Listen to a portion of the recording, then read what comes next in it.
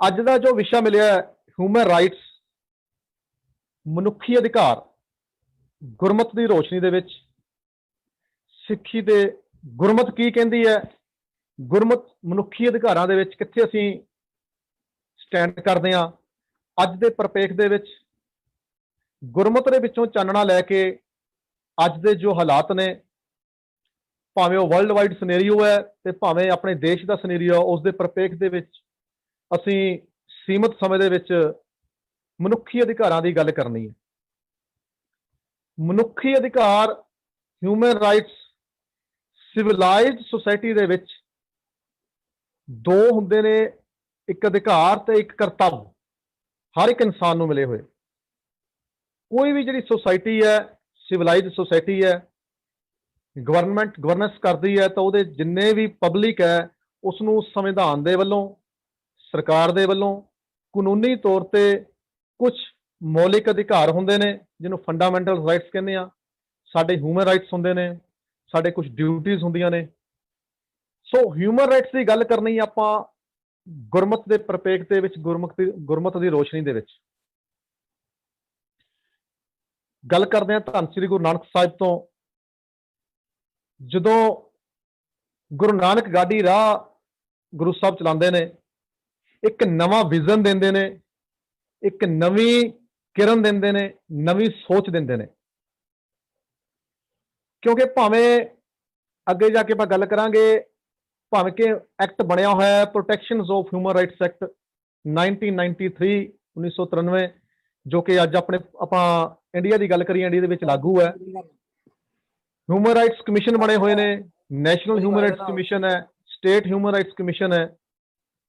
ਸਾਰੇ ਦੇਸ਼ਾਂ ਦੀ ਬੋਡੀ ਹੈ ਯੂਐਨਓ, ਜਿਹਨੂੰ ਯੂਨਾਈਟਿਡ ਨੇਸ਼ਨਸ ਆਰਗੇਨਾਈਜੇਸ਼ਨ ਦੇ ਤੌਰ ਤੇ ਜਾਣਿਆ ਜਾਂਦਾ ਹੈ, ਜਿਹੜੀ ਗਵਰਨ ਕਰਦੀ ਹੈ, ਕੰਟਰੋਲ ਕਰਦੀ ਹੈ ਸਾਰੀਆਂ ਲਗਭਗ 200 ਕੰਟਰੀਜ਼ ਦੇ ਉੱਪਰ। ਵੱਖ-ਵੱਖ ਦੇਸ਼ਾਂ ਵੱਲੋਂ, ਵੱਖ-ਵੱਖ ਬੋਡੀਜ਼ ਵੱਲੋਂ ਹਿਊਮਨ ਰਾਈਟਸ ਕਮਿਸ਼ਨ ਐਸਟੈਬਲਿਸ਼ ਕੀਤੇ ਗਏ ਨੇ। ਪਰ ਆਪਾਂ ਜੇ ਸ਼ੁਰੂਆਤ ਬੈਕ ਕਾਫੀ ਪਿੱਛਾ ਚੱਲੀਏ, ਜੋ ਕਿ ਇਸ ਦੇਸ਼ ਦੀ ਜੋ ਸੰਸਕ੍ਰਿਤੀ ਸੀ, ਜੋ ਸੱਭਿਅਤਾ ਸੀ, ਸਨਾਤਨ ਧਰਮ ਦੀ ਗੱਲ ਕਰਾਂ, ਜੋ ਕਿ ਬੜੇ ਆਪਣੇ ਆਪ ਨੂੰ ਕਹਿੰਦੇ ਨੇ ਕਿ ਬਹੁਤ ਅਸੀਂ ਪਿਛਲੇ ਕਈ ਸੌ ਸਾਲਾਂ ਦੇ ਵਿੱਚੋਂ, ਕਈ ਸੌ ਸਾਲਾਂ ਤੋਂ ਚੱਲ ਰਹੇ ਹਾਂ। ਉਹਨਾਂ ਦਾ ਇੱਕ ਸਨਾਤਨ ਧਰਮ ਦੇ ਵਿੱਚ ਇੱਕ ਮਨੂ ਸਿਮਰਤੀ ਸੀ, ਮਨੂ ਸਿਮਰਤੀ ਜਿਸ ਦੇ ਵਿੱਚ ਵਰਨ ਵੰਡ ਹੋਈ ਸੀ। ਮਨੂ ਸਿਮਰਤੀ ਦੇ ਵਿੱਚ ਜਿਸ ਦੇ ਵਿੱਚ ਸਭ ਤੋਂ ਉੱਪਰ ਬ੍ਰਾਹਮਣ ਦਾ ਦਰਜਾ ਸੀ, ਉਸ ਤੋਂ ਥੱਲੇ ਖੱਤਰੀ ਦਾ ਦਰਜਾ, ਉਸ ਤੋਂ ਥੱਲੇ ਵੈਸ਼ ਦਾ, ਉਸ ਤੋਂ ਥੱਲੇ ਸ਼ੂਦਰ ਦਾ। ਇੱਕੋ ਮਨੂ ਸਿਮਰਤੀ ਦੇ ਮੁਤਾਬਕ ਉਹਨਾਂ ਨੇ 4 ਵਰਨ ਵੰਡ ਕੀਤੀਆਂ ਸੀ ਕਿ ਸਭ ਤੋਂ ਉੱਚਾ ਧਰਮ ਕੰਮ ਕਰਨ ਦਾ ਕੇਵਲ ਅਧਿਕਾਰ ਬ੍ਰਾਹਮਣ ਨੂੰ ਹੈ। ਉੱਥੇ ਹੋਰ ਕੋਈ ਅਪਰੋਚ ਨਹੀਂ ਕਰ ਸਕਦਾ, ਕੇਵਲ ਬ੍ਰਾਹਮਣ ਹੀ ਮੰਦਰਾਂ ਦੇ ਵਿੱਚ ਜਾਂ ਧਰਮ ਕਰਮ ਦਾ ਕੰਮ ਕਰ ਸਕਦਾ। ਉਸ ਤੋਂ ਥੱਲੇ ਖੱਤਰੀ ਆ ਜਾਂਦਾ ਹੈ, ਕਸ਼ਤਰੀ, ਜੋ ਕਿ ਜੰਗ ਲੜਨਾ, ਜੋਸ਼ੀਲੇ ਕੰਮ ਕਰਨੇ, ਜੁਝਾਰੂ ਕੰਮ ਕਰਨੇ, ਜੰਗਾਂ ਯੁੱਧਾਂ ਦੇ ਵਿੱਚ ਜਾ ਕੇ ਆਪਣੇ ਦੇਸ਼ ਦੀ, ਕੌਮ ਦੀ, ਸੱਭਿਅਤਾ ਦੀ, ਸੰਸਕ੍ਰਿਤੀ ਦੀ ਰੱਖਿਆ ਕਰਨੀ। ਇਹ ਅਧਿਕਾਰ ਕੇਵਲ ਉਸਨੇ ਕਸ਼ਤਰੀ ਨੂੰ ਦਿੱਤਾ ਹੋਇਆ ਸੀ। ਤੀਜੇ ਨੰਬਰ ਤੇ ਵੈਸ਼, ਜਿਸ ਦੇ ਵਿੱਚ ਸਾਰਾ ਵਪਾਰੀ ਵਰਗ, ਬਿਜ਼ਨਸਮੈਨ, ਦੁਕਾਨਦਾਰ, ਸਾਰਾ ਜਿਸ ਨੇ ਕਮਾ ਕੇ ਲਿਆਉਣਾ ਸੀ, ਇੱਕ ਕੈਪੀਟਲ ਕ੍ਰੀਏਟ ਕਰਨੀ ਸੀ ਉਸ ਸੰਵਿਧਾਨ ਦੀ, ਜਾਂ ਕਹਿ ਲਓ ਜਾਂ ਦੇਸ਼ ਦੀ, ਜਾਂ ਉਸ ਖਿੱਤੇ ਦੀ। ਤੇ ਸਭ ਤੋਂ ਥੱਲੇ ਉਸਨੇ ਦਿੱਤਾ ਹੋਇਆ ਸੀ ਇੱਕ ਸ਼ੂਦਰ ਨੂੰ, ਜਿਸ ਦਾ ਕੰਮ ਕੇਵਲ ਨੌਕਰੀ ਕਰਨਾ, ਜਾਂ ਕੋਈ ਮਲੀਨ ਦਰਜਾ, ਜਿਸ ਕੇਵਲ ਚਾਕਰੀ ਕਰਨਾ। ਗੱਲ ਕਰੀਏ ਤਾਂ ਕੇਵਲ ਜਿਹੜੇ ਹੈਗੇ ਸੀ ਕਿ ਸਾਰੇ ਹਿਊਮਨ ਜਿਹੜੇ ਇਨਸਾਨ ਨੇ, ਮਨੁੱਖ, ਉਹਨਾਂ ਨੂੰ ਬਰਾਬਰਤਾ ਦਾ ਅਧਿਕਾਰ ਕਿਤੇ ਨਹੀਂ ਸੀ।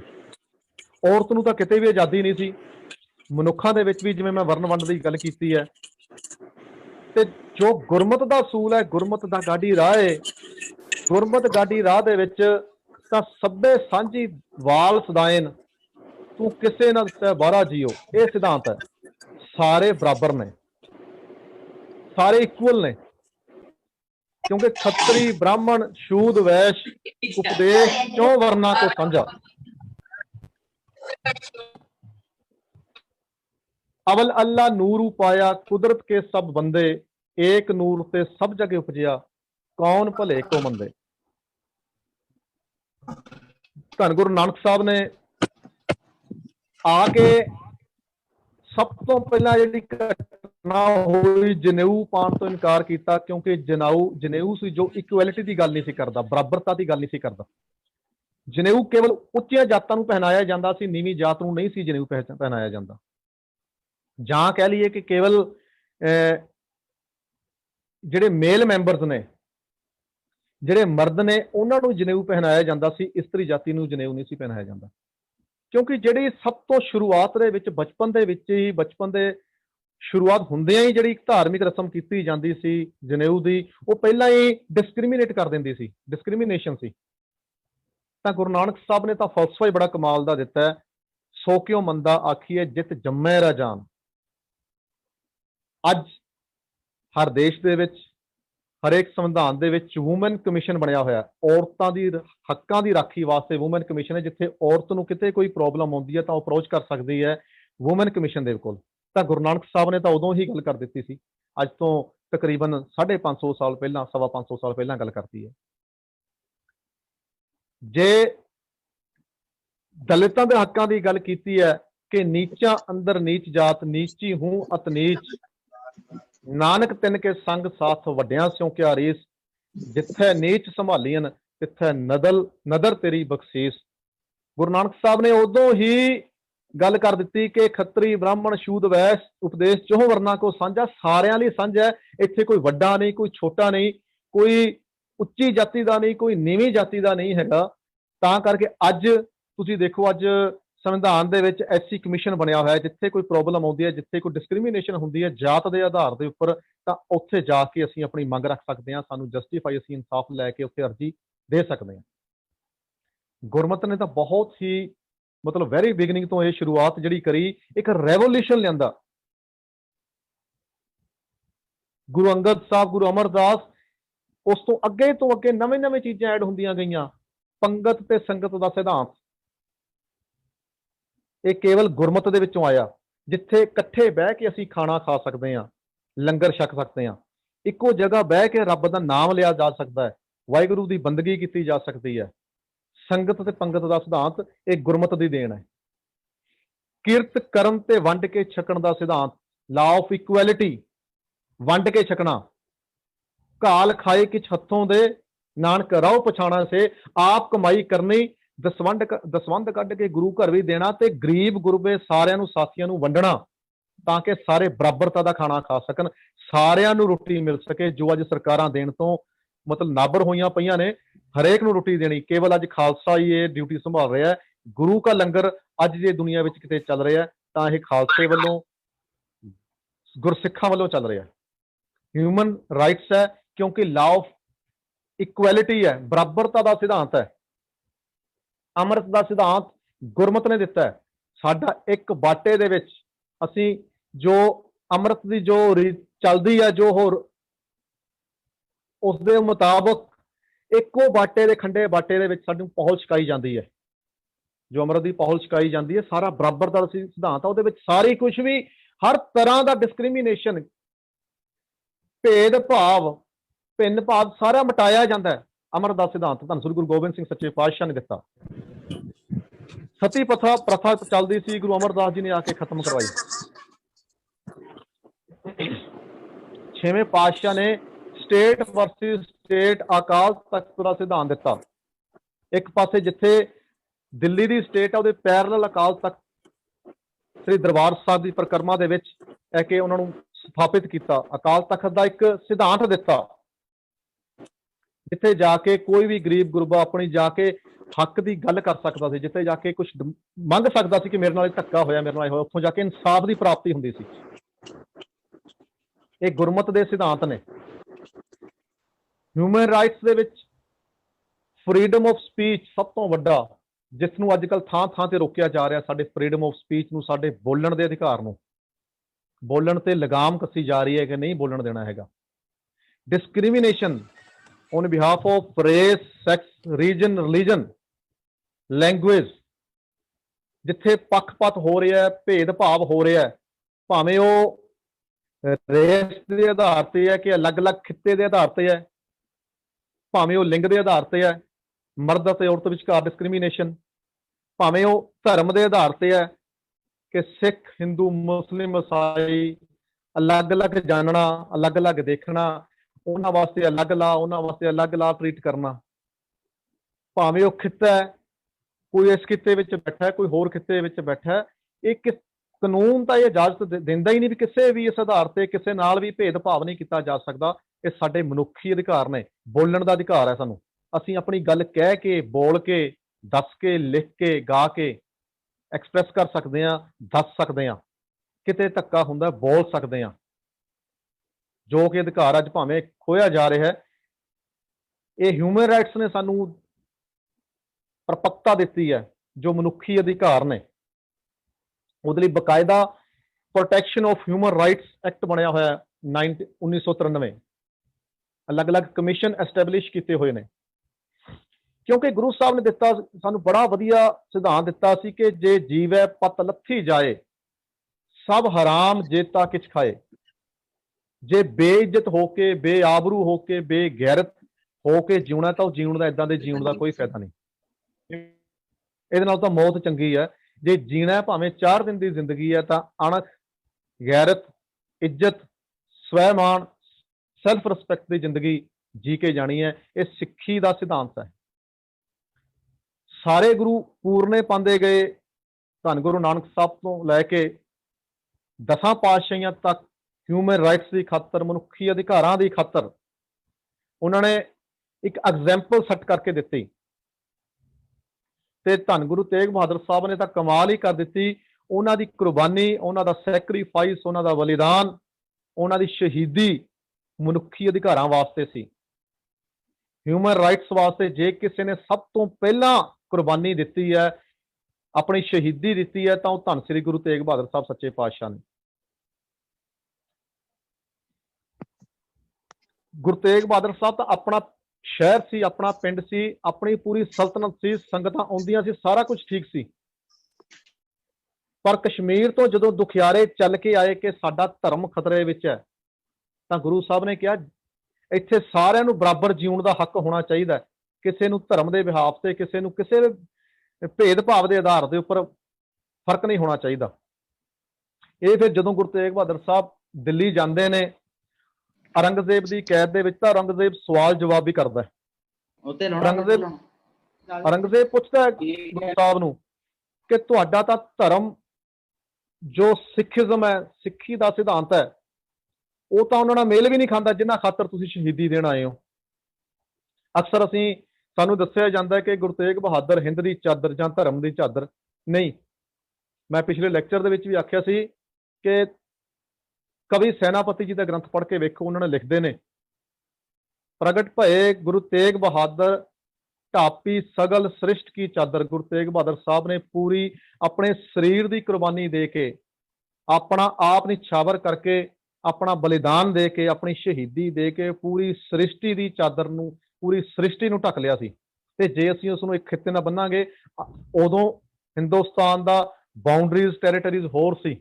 ਉਸ ਤੋਂ ਬਾਅਦ ਬਹੁਤ ਫਰਕ ਪੈ ਗਿਆ, ਵਿੱਚੋਂ ਕਈ ਕੰਟਰੀ ਨਿਕਲ, ਪਾਕਿਸਤਾਨ ਨਿਕਲਿਆ ਜਾਂ ਬੰਗਲਾਦੇਸ਼ ਨਿਕਲਿਆ ਜਾਂ ਹੋਰ ਨਿਕਲੇ। ਅੱਜ ਹੋਰ ਹੈ, ਜੇ ਕੱਲ ਨੂੰ ਹੋਰ ਸੁੰਗੜ ਕੇ ਰਹਿ ਜਾਏਗਾ, ਇਹਦੀਆਂ ਟੈਰੀਟਰੀਜ਼, ਇਹਦੀਆਂ ਬਾਉਂਡਰੀਜ਼ ਹੋਰ ਸੁੰਗੜ ਜਾਣਗੀਆਂ, ਤਾਂ ਕੀ ਗੱਲ ਗੁਰੂ ਤੇਗ ਬਹਾਦਰ ਸਾਹਿਬ ਦੀ ਸ਼ਹੀਦੀ ਵੀ ਸੁੰਗੜ ਕੇ ਰਹਿ ਜਾਏਗੀ। ਇਸ ਗੱਲ ਕਰਕੇ ਇਹਨਾਂ ਦੀ ਕੇਵਲ ਇੱਕ ਹਿੰਦੁਸਤਾਨ ਵਾਸਤੇ ਜਾਂ ਕਿਸੇ ਹੋਰ ਗੱਲ ਕਰਨੀ ਤਾਂ ਇਹ ਬਿਲਕੁਲ ਗਲਤ ਗੱਲ ਹੈ। ਉਹ ਪੂਰੀ ਸ੍ਰਿਸ਼ਟੀ ਵਾਸਤੇ ਉਹਨਾਂ ਨੇ ਆਪਣੀ ਸ਼ਹੀਦੀ ਦਿੱਤੀ, ਪੂਰੀ ਸ੍ਰਿਸ਼ਟੀ, ਪੂਰੀ ਮਾਨਵਤਾ ਵਾਸਤੇ, ਪੂਰੀ ਮਨੁੱਖਤਾ ਵਾਸਤੇ। ਧੰਨ ਗੁਰੂ ਤੇਗ ਬਹਾਦਰ ਸਾਹਿਬ ਸੱਚੇ ਪਾਤਸ਼ਾਹ ਨੇ। ਤਾਂ ਔਰੰਗਜ਼ੇਬ ਨੇ ਬੜੇ ਸਵਾਲ ਕੀਤੇ ਗੁਰੂ ਤੇਗ ਬਹਾਦਰ ਸਾਹਿਬ ਨੂੰ ਕਿ ਤੁਸੀਂ ਜਿਨ੍ਹਾਂ ਲਈ ਸ਼ਹੀਦੀ ਦੇ ਰਹੇ ਹੋ, ਤੁਹਾਡੇ ਤਾਂ ਜੋ ਫੰਡਾਮੈਂਟਲਸ ਨੇ, ਤੁਹਾਡੇ ਉਹਨਾਂ ਨਾਲ ਮੇਲ ਹੀ ਨਹੀਂ ਖਾਂਦੇ। ਈਵਨ ਕਿ ਇਸਲਾਮ ਕੇਵਲ ਇੱਕ ਨੂੰ ਮੰਨਦਾ, ਤੁਸੀਂ ਇੱਕ ਨੂੰ ਮੰਨਦੇ ਹੋ। ਤੁਹਾਡੀ ਉਮਤ ਇੱਕ ਨੂੰ ਮੰਨਦੀ ਹੈ, ਸਿੱਖੀਜ਼ਮ ਇੱਕ ਨੂੰ ਮੰਨਦਾ ਹੈ। ਇਸਲਾਮ ਬੁੱਤ ਪ੍ਰਸਤੀ ਦੇ ਖਿਲਾਫ ਹੈ, ਤੁਸੀਂ ਬੁੱਤ ਪ੍ਰਸਤੀ ਦੇ ਖਿਲਾਫ ਹੋ। ਇੱਕ ਨਿਰਾਕਾਰ ਦੀ ਤੁਸੀਂ ਪੂਜਾ ਕਰਦੇ ਹੋ, ਇੱਕ ਨਿਰਾਕਾਰ ਦੀ ਪੂਜਾ ਇਸਲਾਮ ਕਰਦਾ ਹੈ। ਜੇ ਸਿਧਾਂਤਾਂ ਵੱਲ ਜਾਈਏ ਤਾਂ ਇਸਲਾਮ ਨਾਲ ਤੁਹਾਡੇ ਸਿਧਾਂਤ ਵੱਧ ਮੇਲ ਖਾਂਦੇ ਨੇ, ਤੇ ਤੁਸੀਂ ਕੇਵਲ ਬੁੱਤ ਪ੍ਰਸਤਾਂ ਵਾਸਤੇ ਜਾਂ ਉਹਨਾਂ ਵਾਸਤੇ ਕਿਉਂ ਸ਼ਹੀਦੀ ਦੇਣ ਆਏ ਹੋ। ਤਾਂ ਗੁਰੂ ਤੇਗ ਬਹਾਦਰ ਸਾਹਿਬ ਨੇ ਬੜਾ ਹੀ ਕਮਾਲ ਦਾ ਜਵਾਬ ਦਿੱਤਾ ਸੀ ਕਿ ਇਹ ਮਨੁੱਖੀ ਹੱਕਾਂ ਖਾਤਰ ਸ਼ਹੀਦੀ ਹੈ, ਕੇਵਲ ਹਿੰਦੂਆਂ ਕਰਕੇ ਨਹੀਂ। ਇਹਨਾਂ ਦੀ ਜਗ੍ਹਾ ਤੇ ਜੇ ਰਾਜ ਹਿੰਦੂ ਦਾ ਹੁੰਦਾ, ਜੇ ਰਾਜ ਕਿਸੇ ਹੋਰ ਦਾ, ਬੇਸ਼ੱਕ ਸਿੱਖਾਂ ਦਾ ਵੀ ਹੁੰਦਾ, ਧੱਕਾ ਇਸਲਾਮ ਦੇ ਨਾਲ ਹੁੰਦਾ, ਤਾਂ ਤੁਹਾਡੇ ਲਈ ਵੀ ਇਹ ਆਵਾਜ਼ ਬੁਲੰਦ ਹੋਣੀ ਸੀ, ਤੁਹਾਡੇ ਖਾਤਰ ਵੀ ਸ਼ਹੀਦੀ ਦਿੱਤੀ ਜਾਣੀ ਸੀ। ਔਰੰਗਜ਼ੇਬ ਜੋ ਗੱਲ ਕਰਦਾ ਉਹ ਕਾਵਿਕ ਰੂਪ ਦੇ ਵਿੱਚ ਕਲਮਬੰਦ ਕੀਤੀ ਹੈ कि औरंगजेब कहंदा हैरान हाँ मैं, औरंगजेब कहंदा हैरान हाँ मैं, तुसीं तिलक ते जंजू भी धारदे नहीं, जान दे रहे हो ते जान दे रहे हो तिलक जंजू बदले, ਇੰਨੀ ਗੱਲ ਵੀ ਆਪ ਵਿਚਾਰਦੇ ਨਹੀਂ। ਤੁਸੀਂ ਕੀ ਲੈਣਾ ਇਹਨਾਂ ਕਾਫਰਾਂ ਤੋਂ, ਕਰੋ ਬੰਦਗੀ ਛੱਡੋ ਸੰਸਾਰ ਦੀ ਗੱਲ, ਝਗੜੇ ਦੀਨ ਤੇ ਮਜ਼ਹਬ ਦੇ ਹੋਣ ਬੇਸ਼ੱਕ, ਤੁਸੀਂ ਕਰੋ ਆਪਣੇ ਰੱਬੀ ਪਿਆਰ ਦੀ ਗੱਲ। ਗੁਰੂ ਸਾਹਿਬ ਅੱਗੇ ਬਹੁਤ ਹੀ ਪਿਆਰਾ ਜਵਾਬ ਦਿੰਦੇ ਨੇ। ਨੌਵੇਂ ਪਾਤਸ਼ਾਹ ਅੱਗੋਂ ਜਵਾਬ ਦਿੱਤਾ, ਤੂੰ ਨਹੀਂ ਜਾਣਦਾ ਇਸ਼ਕ ਦੀ ਗੱਲ ਸ਼ਾਹ, ਜਿੰਨੀ ਦੇਰ ਕੁਰਬਾਨੀਆਂ ਹੁੰਦੀਆਂ ਨਹੀਂ, ਮਸਲਾ ਧਰਮ ਦਾ ਹੁੰਦਾ ਨਹੀਂ ਹੱਲ ਸ਼ਾਹ। ਸਾਡੀ ਦੁਸ਼ਮਣੀ ਤਸਬੀਹਾਂ ਨਾਲ ਕੋਈ ਨਹੀਂ, ਜੰਜੂ ਨਾਲ ਕੋਈ ਸਾਡਾ ਯਾਰਾਨਾ ਤੇ ਨਹੀਂ, ਸਾਡੀ ਦੋਸਤੀ ਤਿਲਕ ਦੇ ਨਾਲ ਕੋਈ ਨਹੀਂ, ਹਿੰਦੂ ਧਰਮ ਕੋਈ ਸਾਡਾ ਨਿਸ਼ਾਨਾ ਤੇ ਨਹੀਂ। ਅਸੀਂ ਧੱਕੇ ਵਿਰੁੱਧ ਜਹਾਦ ਕੀਤਾ, ਅਸੀਂ ਧੱਕੇ ਵਿਰੁੱਧ ਜਹਾਦ ਕੀਤਾ, ਜ਼ੁਲਮ ਨਾਲ ਹੈ ਕੇਵਲ ਲੜਾਈ ਸਾਡੀ, ਅਸੀਂ ਪੱਖ ਮਜ਼ਲੂਮਾਂ ਦਾ ਪੂਰਨਾ ਏ, ਇਹ ਮਜ਼ਲੂਮ ਹਨ ਚਾਹੁੰਦੇ ਅਗਵਾਈ ਸਾਡੀ। ਧੱਕਾ ਹੁੰਦਾ ਇਸਲਾਮ ਦੇ ਨਾਲ ਜੇਕਰ, ਤਾਂ ਇਸਲਾਮ ਲਈ ਵੀ ਆਪਣਾ ਸੀਸ ਦਿੰਦੇ। ਧੱਕਾ ਹੁੰਦਾ ਇਸਲਾਮ ਦੇ ਨਾਲ ਜੇਕਰ, ਤਾਂ ਇਸਲਾਮ ਲਈ ਵੀ ਆਪਣਾ ਸੀਸ ਦਿੰਦੇ। ਇਹ ਤਾਂ ਠੀਕ ਖੁਦਾਈ ਨਹੀਂ ਬਦਲ ਸਕਦੀ, ਤੇਰੇ ਜ਼ੁਲਮ ਦਾ ਨਸ਼ਾ ਤੇ ਤੋੜ ਦੇਵਾਂਗੇ, ਸਾਡੀ ਏਸ਼ ਸ਼ਹਾਦਤ ਦੇ ਸਿਰ ਸਦਕਾ ਨਵਾਂ ਇੱਕ ਇਤਿਹਾਸ ਨੂੰ ਮੋੜ ਦੇਵਾਂਗੇ। ਸਾਡੇ ਖੂਨ ਚੋਂ ਉਹ ਸ਼ਕਤੀ ਹੋਊ ਪੈਦਾ, ਜਿਹੜੀ ਟਕਰਾਊ ਹਰ ਖੂਨੀ ਸਰਕਾਰ ਦੇ ਨਾਲ, ਅੱਗੇ ਤੋਂ ਜਿਹੜਾ ਵੀ ਜ਼ਾਲਮ ਤਲਵਾਰ ਚੁੱਕੂ, ਉਹ ਵੀ ਸੋਧਿਆ ਜਾਊ ਤਲਵਾਰ ਦੇ ਨਾਲ। ਸੋ ਗੁਰੂ ਸਾਹਿਬ ਨੇ ਬਹੁਤ ਕਮਾਲ ਦਾ ਆਖਿਆ ਸੀ ਕਿ ਕੇਵਲ ਇਹ ਮਨੁੱਖਤਾ ਖਾਤਰ, ਮਨੁੱਖੀ ਹੱਕਾਂ ਦੀ ਖਾਤਰ, ਮਨੁੱਖੀ ਅਧਿਕਾਰਾਂ ਦੀ ਖਾਤਰ ਕੁਰਬਾਨੀ ਹੈ, ਕਿਸੇ ਖਿੱਤੇ ਖਾਤਰ, ਕਿਸੇ ਜ਼ਾਤ, ਕਿਸੇ ਮਜ਼ਹਬ, ਕਿਸੇ ਧਰਮ, ਕਿਸੇ ਕੌਮ ਖਾਤਰ ਨਹੀਂ। ਹਮੇਸ਼ਾ ਹੀ ਦੁਨੀਆ 'ਚ ਪਹਿਲੀ ਐਗਜ਼ਾਮਪਲ ਸੀ, ਜਦੋਂ ਮਕਤੂਲ ਚੱਲ ਕੇ ਮਕਤਲ ਕੋਲ ਗਿਆ ਹੋਵੇ, ਆਪ ਚੱਲ ਕੇ ਗੁਰੂ ਸਾਹਿਬ ਸ਼ਹੀਦ ਹੋਣ ਵਾਸਤੇ ਕਤਲਗਾਹ ਤੇ ਚੱਲ ਕੇ ਗਏ ਹੋਣ, ਕਾਤਲ ਦੇ ਕੋਲ ਖੁਦ ਚੱਲ ਕੇ ਗਏ, ਕੇਵਲ ਮਨੁੱਖੀ ਹੱਕਾਂ ਖਾਤਰ ਕੁਰਬਾਨੀ ਦੇਣ ਵਾਸਤੇ। ਕਿਉਂਕਿ ਗੁਰੂ ਸਾਹਿਬ ਨੇ ਪਹਿਲੇ ਗੁਰੂ ਨਾਨਕ ਸਾਹਿਬ ਤੋਂ ਲੈ ਕੇ ਹੀ ਹੱਕਾਂ ਦੀ ਗੱਲ ਕਰਨੀ ਸ਼ੁਰੂ ਕੀਤੀ ਸੀ ਕਿ ਮਨੁੱਖੀ ਹੱਕਾਂ ਦੀ ਖਾਤਰ ਕਿਵੇਂ, ਜੇਕਰ ਇਹਨਾਂ ਦੇ ਹੱਕਾਂ ਦੀ ਆਵਾਜ਼ ਬੁਲੰਦ ਕਰਨੀ ਹੈ, ਤਾਂ ਜੇਕਰ ਕੱਲ ਨੂੰ ਸ਼ਹੀਦ ਹੋਣ ਦੀ ਜ਼ਰੂਰਤ ਪੈ ਗਈ, ਕੱਲ ਨੂੰ ਕੁਰਬਾਨ ਹੋਣ ਦੀ ਜ਼ਰੂਰਤ ਹੋਈ, ਸੈਕਰੀਫਾਈਸ ਕਰਨ ਦੀ ਜ਼ਰੂਰਤ ਹੋਈ, ਤਾਂ ਆਉਣ ਵਾਲੀਆਂ ਪੀੜ੍ਹੀ, ਆਉਣ ਵਾਲੀ ਉਮਤ ਆਪ ਵੱਧ ਚੜ ਕੇ ਵਿੱਚ ਦੇ ਯੋਗਦਾਨ ਪਾਵੇ ਕਰੇਗੀ। ਸੋ ਪਾਇਆ, ਸਮਾਂ ਵੱਧਦਾ ਗਿਆ, ਸਮਾਂ ਚੱਲਦਾ ਗਿਆ, ਭਾਵੇਂ ਸਿੱਖ ਸ਼ਹਾਦਤਾਂ 18ਵੀਂ ਸਦੀ ਦੇ ਵਿੱਚ ਹੋਈਆਂ, 19ਵੀਂ ਸਦੀ ਦੇ ਵਿੱਚ, ਜਦੋਂ ਫਿਰ 1947 ਦੇ ਵਿੱਚ ਦੇਸ਼ ਦੀ ਵੰਡ ਹੋਈ, ਮੈਂ ਦੇਸ਼ ਆਜ਼ਾਦ ਹੋਣਾ ਬਿਲਕੁਲ ਨਹੀਂ ਆਖਾਂਗਾ, ਕਿਉਂਕਿ ਮੈਨੂੰ ਲੱਗਦਾ ਹੈ, ਮੇਰਾ ਆਪਣਾ ਵਿਊ ਹੈ ਕਿ ਕਿਉਂ ਉਹ ਇੱਕ ਗੁਲਾਮੀ ਤੋਂ ਲੈ ਕੇ ਦੂਜੀ ਗੁਲਾਮੀ ਤੱਕ ਦਾ ਸਫ਼ਰ ਸੀ। ਆਜ਼ਾਦੀ ਕੁਝ ਹੋਰ ਹੁੰਦੀ ਹੈ, ਜੋ ਆਜ਼ਾਦੀ ਸਾਨੂੰ ਸਾਡੇ ਪੁਰਖੇ ਦੱਸ ਕੇ ਗਏ ਸੀ, ਭਾਵੇਂ ਉਹ ਜਿਨ੍ਹਾਂ ਨੇ ਕੁਰਬਾਨੀਆਂ ਕੀਤੀਆਂ, ਉਹ ਆਜ਼ਾਦੀ ਕੁਝ ਹੋਰ ਸੀ। ਜਿਹੜੇ ਸ਼ਹੀਦ ਹੋ ਗਏ, ਭਗਤ ਸਿੰਘ, ਸ਼ਹੀਦ ਊਧਮ ਸਿੰਘ, ਕਰਤਾਰ ਸਿੰਘ ਸਰਾਭਾ, ਗਦਰੀ ਬਾਬੇ, ਜਿਨ੍ਹਾਂ ਨੇ ਕੁਝ ਹੋਰ ਸੋਚਿਆ ਸੀ, ਪਰ ਐਦਾਂ ਦੀ ਆਜ਼ਾਦੀ ਨਹੀਂ ਸੀ। ਇਹ ਦੇਸ਼ ਦੀ ਵੰਡ ਹੋਈ ਜਿਹਦੇ ਵਿੱਚ ਸਭ ਤੋਂ ਵੱਡੀ ਮਾਰ ਪੰਜਾਬ ਨੂੰ ਪਈ ਹੈ। 92% ਕੁਰਬਾਨੀਆਂ ਸਿੱਖਾਂ ਨੇ ਦਿੱਤੀਆਂ 1947 ਦੇ ਵਿੱਚ ਦੇਸ਼ ਨੂੰ ਆਜ਼ਾਦ ਕਰਵਾਉਣ ਲਈ। ਫਾਂਸੀਆਂ ਤੇ ਚੜ੍ਹੇ, ਕੋਰਟ ਮਾਰਸ਼ਲ ਹੋਏ, ਕਾਲੇ ਪਾਣੀ ਗਏ, ਤੋਪਾਂ ਦੇ ਸਾਹਮਣੇ ਅੜਾਏ ਗਏ।